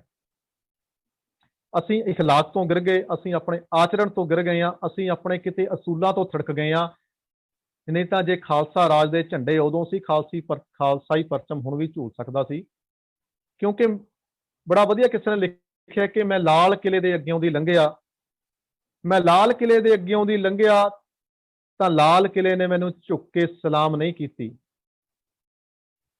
मैं सोचिया कि इसनूं अदब भुल गए ने। मैं लाल किले के अग्यों दी लंघिया तां लाल किले ने झुक के सलाम नहीं कीती। मैं सोचिया इसनूं अदब भुल गया है। फिर मैनू याद आया कि मैं ही हुण बघेल सिंह नहीं रहा। जिन्नी देर असीं बघेल सिंह सी उन्नी देर लाल किला धौणा झुका के सानू सलाम करदा सी, सिजदा करदा सी। जदों असीं बघेल सिंह तो थिड़क गए, जदों साडे विचों करैक्टर मनफी हो गया, साडे विचों आचरण मनफी हो गया बघेल सिंह वाला, असीं खुदार हो गए, कुछ नोटां दे पिछे असीं लालच हो गए, असीं अपनी कौम नाल वफा नहीं करन लगे, असीं कौम दे प्रति बेवफा हो गए, असीं गदारियां करन लग पए, केवल सानू कुर्सियां प्यारियां होण लग पईयां, सानू अपनी कुर्सी दे बदले असीं अपनी कौम नूं वेचण लग पए। तां माफ करियो, उत्थे किसी लाल किले ने तुहानूं सलाम नहीं करनी झुक के, उत्थे तुहाडे तुसीं अपनी कौम दे दोषी हो, अपने धर्म दे दोषी हो, अपने गुरुआं प्रति दोषी हो, अपने आचरण प्रति भी दोषी हो, अपने आप प्रति दोषी हो। ਤੁਸੀਂ ਜਦੋਂ ਸ਼ੀਸ਼ੇ ਵਿੱਚ ਖਲੋਵੋਗੇ ਖੜੇ ਹੋ ਕੇ ਆਪਣੇ ਆਪ ਨੂੰ ਕੀ ਲਾਹਣਤਾਂ, ਤੁਸੀਂ ਸਭ ਤੋਂ ਪਹਿਲਾਂ ਬੰਦਾ ਆਪਣੇ ਆਪ ਨੂੰ ਲਾਹਣਤ ਆਪ ਹੀ ਪਾਉਂਦਾ, ਸਮਾਜ ਫਿਰ ਪਾਉਣੀਆਂ ਸ਼ੁਰੂ ਕਰ ਦਿੰਦਾ। ਮੈਂ ਗੱਲ ਨੇੜੇ ਲਾਵਾਂ ਕਿਉਂਕਿ ਜ਼ੁਲਮ ਹੁੰਦੇ ਆਏ ਨੇ, ਹੋ ਰਹੇ ਨੇ, ਹੁੰਦੇ ਰਹਿਣਾ ਨੇ। ਜ਼ਾਲਮ ਚੱਲਦਾ ਆਇਆ, ਉਹਦੇ ਬਰਾਬਰ ਟੱਕਰ ਲੈਣ ਲਈ ਵੀ ਜ਼ੁਲਮ ਸਹਿਣ ਵਾਲੇ ਵੀ ਨੇ ਤੇ ਜ਼ੁਲਮ ਦੇ ਖਿਲਾਫ ਡਟ ਕੇ ਖਲੋਣ ਵਾਲੇ ਵੀ ਹਾਜ਼ਰ ਨੇ। ਕਿਉਂਕਿ ਤੁਹਾਡਾ ਵਿਰਸਾ, साडी विरासत सानू ये दे के गई है। क्योंकि जालम दियां अजे भी उही आदतां ने, जालम दियां अजे भी उही आदतां ने, ताही ये पेश साडे अज भी शहादतां ने, साडे लहू चरंगियां ने अज भी ये राहां सानू बुलाउंदियां ने, रह रह के कतलगाहां। बेशक जबर जुलम दे अज भी काफले ने, सिर नू तली ते धर के तुरना है खालसे ने, रुकिया है ना रुकेगा सिक्खी दा कारवां है। ये सिक्खी दी दास्तां है, ये सिक्खी दी दास्तां है।